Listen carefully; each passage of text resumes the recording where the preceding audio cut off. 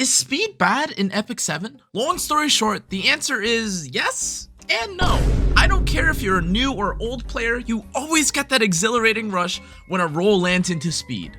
But surprisingly, that's not always what you want. Why, you ask? Well, the context matters, and as you can see here by this boot, this isn't actually that great of a piece. And don't worry guys, I'm here to explain where, why, and when it matters. Let's get into it. Now, new and veteran players alike are all familiar with what this piece of gear is. And if you aren't sure about what it is, it's a free 75 attack set that you're given early on into the game. There might be a different iteration of this that looks like kind of brown, but in essence, this is something you get at the beginning of the game for free. And while it's great for early game PvE, like Wyvern, or when you're climbing from bronze to challenger, rolling speed on this piece of gear is not actually as ideal as you think it is. In fact, it actually leaves you with a couple dilemmas. Pause, I'm the PSA police here to tell you that I understand speed is speed. I get that. Yes, you could use this as a broken piece of gear that gives you speed. Yes, sometimes you gotta do what you gotta do. But that's not what I'm trying to explain here. Let's get back into it. The first dilemma that you have here is that you have a non-speed set piece of gear that also isn't part of a two-piece set. This means that you aren't able to complete a two-piece set if you're using it alongside speed set, which means that you're wasting stats. And on the other hand, if you choose to complete this attack set while also prioritizing having higher speed, that just makes no sense, because if you want high speed, you're going to use speed set, you're not going to use attack set. So this random, incomplete, isolated piece of gear is obviously great if it rolls fast, but keep in mind that you still need 4 other pieces of gear in order to complement it, and if you want to gain the 25% speed bonus that you gain from completing speed set. Tie this in with the fact that you miss out on potential immunity, extra HP, defense, effectiveness, crit, and it makes a little more sense why people might be more apprehensive to upgrading stuff that isn't speed set or isn't a 2-piece set. Side note, this gear that I've been showing throughout this instance also lacks stats since it's a 75 piece of gear. And while originally I was trying to explain how having speed on a non-speed set piece of gear can cause problems, being level 75 or having speed on a level 75 piece of gear also makes it so that you just have less stats, you have less potential rolls, and less base stats to begin with. The second problem that you might encounter with a piece like this is the following. Speed tuning. Speed tuning is the art of trying to make certain characters move in a specific order. If you've built a hunt team before, you're probably familiar with this concept, as you ideally want a debuffer like Furious to move first so that he can apply his defense break, followed by the rest of your DPS to maximize their damage.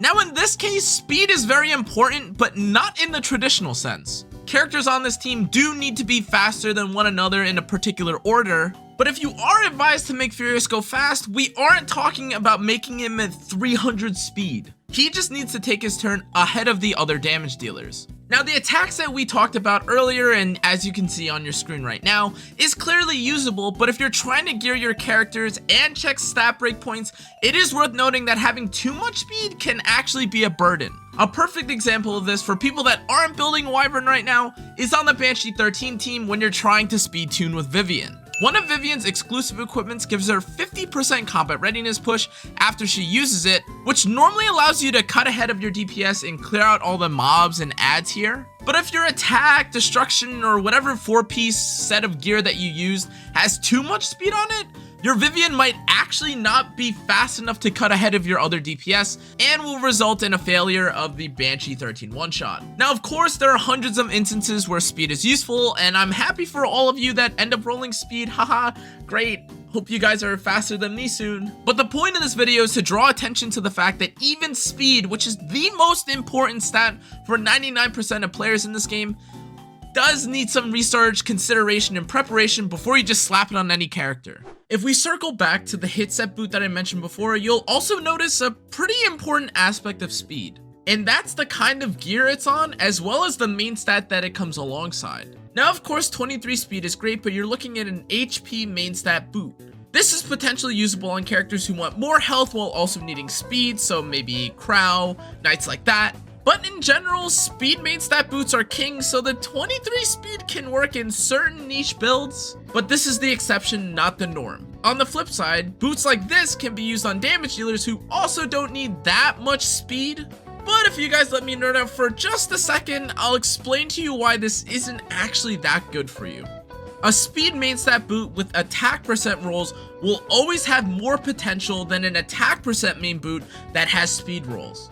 In other words, this specific boot that you're seeing right here will always have more potential than a boot like this. Why is that the case? Okay, so if you look at this boot right here, as you can see, it says that it gives you 45 speed worth of flat value on its main stat.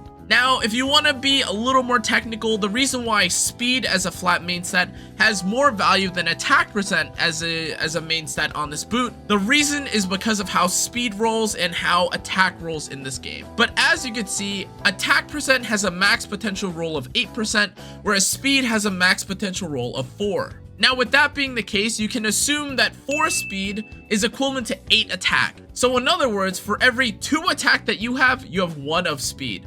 So therefore, if you were to calculate just how much value, just with main stat, how much this boot gives as opposed to the attack percent boot, it's 90 value worth of stat from speed versus 65% worth of stat from attack. This is a lot of complicated math and explaining and understanding, so it isn't a problem if you don't quite get it at first. Long story short, unless if you don't need speed at all, speed main stat boot is likely going to be the ideal boot that you have. So PvE characters like Sigrid, Commander Lorena, Strays that don't need really any speed whatsoever can definitely take advantage of attack percent boots in terms of efficiency and being optimal. But the average speed DPS like Architect Leica, Jacko, etc. will likely see more value or be more efficient just because they decided to use a speed main stat boot instead of an attack main stat boot. And that isn't even taking into consideration the fact that without a speed boot, you can't really go over 250, 260 speed. Anyways, guys, that's going to be it for this video. I just hope you guys don't get too trapped or fixated on speed. I know a lot of people like talking about it. But anyways, guys, make sure to like, comment, turn the notification bell, subscribe. Let me know what you think about speed. Is it something that you're lucky and you have a lot of? Do you not have any of it, etc., etc.? Check out the rest of my platforms for infographics, help, etc., etc. I'll see you guys all in the next one. Adios.